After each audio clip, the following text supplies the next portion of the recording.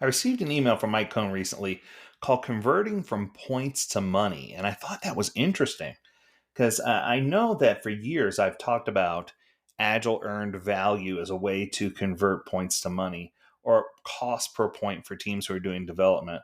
But I want to see where he takes this. So he starts off, it's often worthless to tell a boss, client, or customer that a project will be done in, say, 142 points.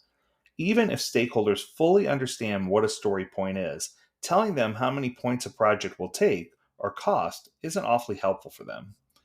These stakeholders are accustomed to hearing how much time and money a project will take, and it's important that teams and their leaders communicate with stakeholders in the terms of those stakeholders prefer. Fortunately, it's quite straightforward to convert an estimate of points into money. Here's how. If you're going from points to dollars, to start, gather data about how much the team has been paid over a period of time. Ideally, this should be at least a few months, but you could start with as little as one sprint. Next, divide the total team compensation by the number of story points delivered by the team for that period. This gives you cost per point. Wow, he just now incredible. I've been talking about this for so long. I'm so happy to read it. Okay, let's continue.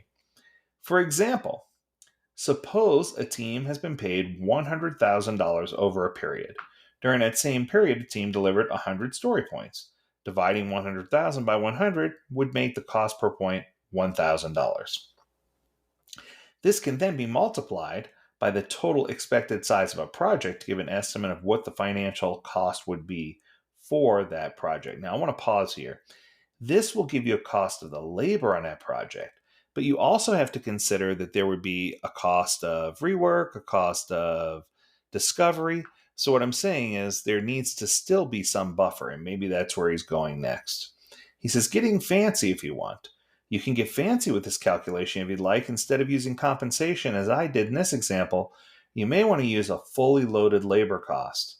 As the name implies, it includes compensation as well as other benefits like overhead, payroll expenses, taxes, Social Security in the US. A company controller can easily and usually almost immediately provide this as a percentage. It will typically be in a range of 25 to 40% added to the compensation. You can get fancy by trying to adjust for seasonality or team size changes. However, that's usually not worth the effort. It shouldn't significantly impact cost per point. So keep it simple. Clearly communicated expected costs with your stakeholders will improve your relationship with them, and everyone appreciates being communicated with in terms they understand. This is something that I've been saying for quite some time.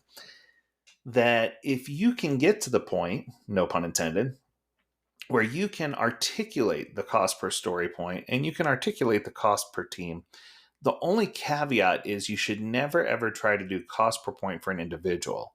Because if you start comparing cost per point for individuals, that gets kind of sketchy because there are some stories that an individual will work on that they're very familiar with and the cost per point will be low. And there are other stories where the individual will work on it and the cost per point could be very high because it's something brand new to them and they don't know exactly what they need to do. Or maybe there's more research or discovery required. So it's a little bit tricky, but I do think, Mike, that you can get to cost per point. And I think that if you use that to forecast across the project, it could at least give you the labor cost for that team. I often call it the agile cost. The agile cost for the project is X. And when you do that, then leadership can take that number and add whatever they feel they need to percentage wise to it in order to get the full blown cost of the project that you're forecasting. That's going to do it. And I can tell you, it gives you a great starting point. If you have a topic you want us to discuss, learn more at agiledad.com. Mike, as always, your emails are always the greatest. You rock. Until next time, stay healthy, stay well, and stay agile, my friends. Do take care.